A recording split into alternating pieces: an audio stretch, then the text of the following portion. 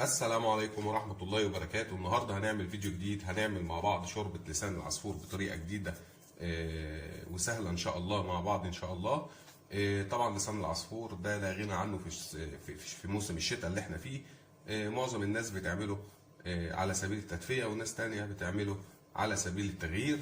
طبعا احنا معانا الأول زيت زي ما حضراتكم شايفين كده عشان نحمر فيه لسان العصفور، ومعانا لسان العصفور زي ما حضراتكم شايفين كده، ومعانا بصل متقطع حلقات زي كده او ناعم زي ما حضراتكم عايزين، وجزر مبشور، وطماطم متقطعه مكعبات صغيره خالص كده، ومعانا 2 مكعب مرق الدجاج، وملح، وورق لوري، وقرفه خشنه، وحبهان. طبعا دلوقتي هنطلع مع بعض عشان نشوف هنعمل الطريقه ازاي، وان شاء الله يا رب تعجبكم. ورجعت مع حضراتكم تاني، ودلوقتي حطينا الزيت في الحله زي ما حضراتكم شايفين. هنبتدي ننزل معاها بلسان العصفور زي ما حضراتكم شايفين كده، ونقلب كويس لحد ما يتحمر معانا او يوصل لدرجه الصفار. طبعا انا نزلت لسان العصفور دلوقتي بعد الزيت تقريبا ما قدح. هنقلب لسان العصفور لحد ما يوصل لدرجه الصفار اللي انا محتاجها، وهرجع لحضراتكم تاني قبل ما نحط الخضار عشان نشوف التكه اللي بعد كده ايه. ورجعت مع حضراتكم تاني، وده شكل لسان العصفور بعد ما وصل لدرجه الصفار او مش الاحمرار قوي. احنا عايزينه يبقى مستر كده عشان ننزل معاه الخضار يتبل معاه، وبعد كده هننزل بالعقل بتاعنا. دلوقتي الخضار بتاعنا اهو هننزل عليه على لسان العصفور بيه، وهنقلب المكون بتاعنا كله مع بعض.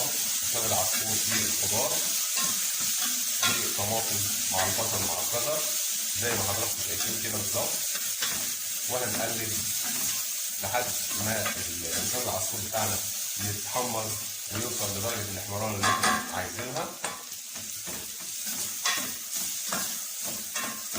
تاني، ودلوقتي خلاص تقريبا خلاص كده لسان العصفور بتاعنا اتحمر تمام واتقلب كويس مع الخضار اللي احنا حاطينه.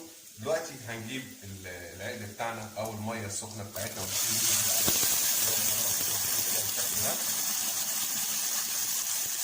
هنزل بالعقل اللي انا عايزه او الكميه اللي انا عايزها كده.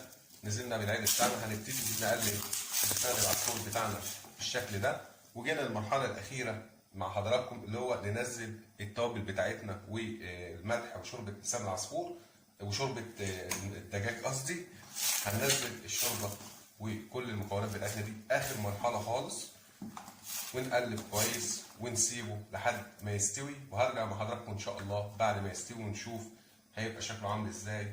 خليكم معايا. ورجعت مع حضراتكم تاني، وده شكل النهائي بتاع شوربة لسان العصفور بعد ما طلعت من على النار. طبعا حضراتكم شايفين الشكل مختلف، واكيد طبعا الطعم مختلف.